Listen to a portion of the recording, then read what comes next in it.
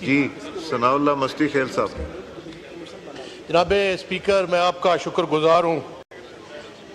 Minister صاحب نے جواب دیے. میں روؤں، میں سر پیٹوں، میں کیا کروں؟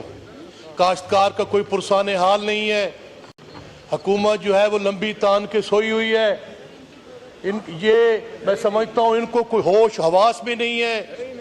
ان کا میں سمجھتا ہوں کہ یہ عوام کا اگر مینڈیٹ لے کے آتے تو یہ عوام کو منہ دکھانے کے قابل ہوتے. یہ عوام کو منہ دکھانے کے قابل نہیں ہے. خدا کی قسم سر، میں ابھی سیدھا گاؤں سے آ رہا ہوں.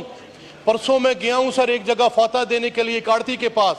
وہاں کافی لوگ کاشتکار بیٹھے ہوئے تھے. میں نے کہا بیٹا کیسے گندم بیچ رہے ہو؟ آخر جی ہم تو 6,000 روپے کی لے رہے ہیں. جی یار کیوں جھوٹ بولتے ہیں قوم کے ساتھ، عوام کے ساتھ، اس ہاؤس کے سامنے؟ آپ کی حکومت کی کوئی پالیسی نہیں ہے، آپ کی حکومت کی کوئی نقطہ نظر نہیں ہے. آپ نے خود کہا کہ ہم خرید نہیں سکتے. آپ کس منہ سے بات کر رہے ہیں؟ آپ نے جو گندم امپورٹ کی ہے، اور موجودہ حکومت نے بھی سر 70 ارب روپے کی گندم امپورٹ کی ہے. اس پہ جوڈیشل کمیشن بنایا جائے.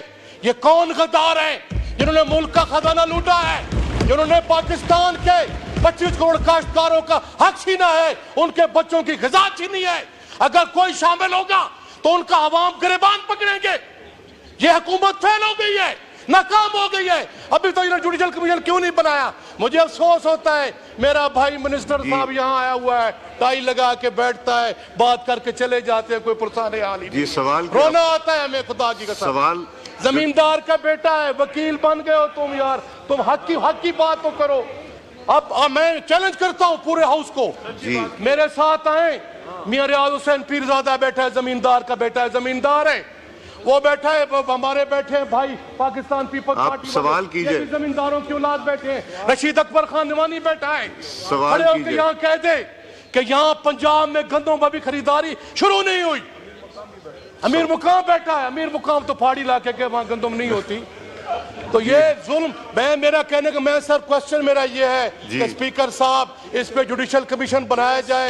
جنہوں نے ملک کو لوٹا ہے، جس نے زیادتی کی ہے، ان کو قراربا کی سزا دی جائے. جی منسٹر صاحب.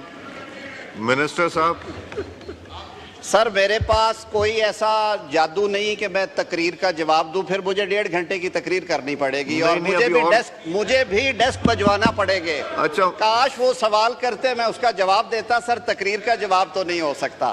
میں نے یہ بات تفصیل کے ساتھ، اب سن لینا سر، اب سن لیں. میں اگر میرے بھائی اس سے خوش ہوتے ہیں میں ٹائی کھول دیتا ہوں. اس کے علاوہ بتائیں میں نے کیا کیا کھولنا ہے. بات یہ ہے نہیں، آپ دیکھیں، آپ وہ بات کریں جی ایڈریس دا چیئر. آپ ایک سنجیدہ، اگر آپ ایک سنجیدہ معاملے کو آپ غیر سنجیدہ اور تماشا بنائیں گے تو اس کا جواب یہی ہے. میں نے عرض کی ہے، میں خود کاشتکار کا بیٹا ہوں. میرے سے زیادہ نہیں پتا، آپ کو بھی اتنا ہی پتا ہے جتنا مجھے پتا ہے. میں نے عرض کی ہے کہ جو وفاقی حکومت نے مستی خیل صاحب 40% اضافہ کر سکتی تھی، ہم نے کر دیا. ہم نے رقم جو تھی وہ قرض لے کے گندم خریدی، اس لیے کہ جس حد تک وفاق زخموں پہ مرہم رکھ سکے رکھے. صوبوں کو وفاق ڈکٹیٹ نہیں کرتا. آپ اسی ایوان نے 18ویں ترمیم منظور کی ہے، صوبوں کا اپنا اختیار ہے. صوبوں نے وہ کہتے ہیں جی کہ ہم 460 ارب کا کسان پیکج دے رہے ہیں تاکہ وہ کمپنسیٹ کر سکے. گندم خرید کے 22% مارک اپ پہ رکھ کے جب فروخت کی جاتی تھی تو آٹے کی قیمت غریب آدمی کے لیے 6,000 سے تجاوز، 7,000 سے تجاوز، 8,000 سے تجاوز کرتی رہی ہے. آپ سب کو معلوم ہے اس بات کا. آٹے کی قیمت نیچے آئی، زمیندار پریشان ہے.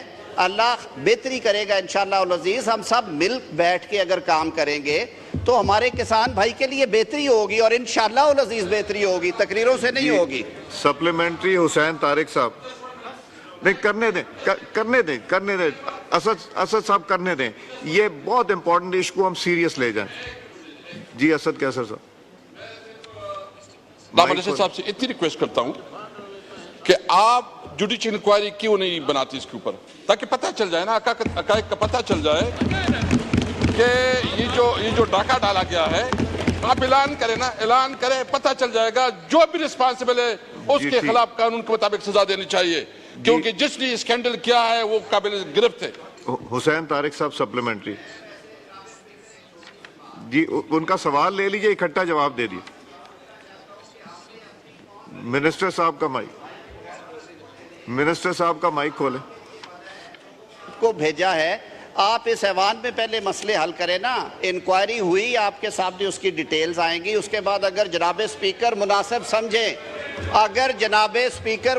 سمجھیں تو آپ پارلیمنٹری کمیٹی بنائیے گا. آپ اپنے آپ کو اگر خود ہم بے توقیر کریں گے اور ہر چیز میں اپنی داڑھی کسی کے ہاتھ میں دے کے کہیں گے کہ جی وہ کر دے, ان کا وہ کام نہیں ہے. آئین نے یہ کام آپ کو سونپا ہے, حکومت کو, ایگزیکٹو کو سونپا ہے, پارلیمان کو سونپا ہے. اپنے اختیار کی قدر کیجئے. کمیٹی بنانی ہے پارلیمان کی بنائیں.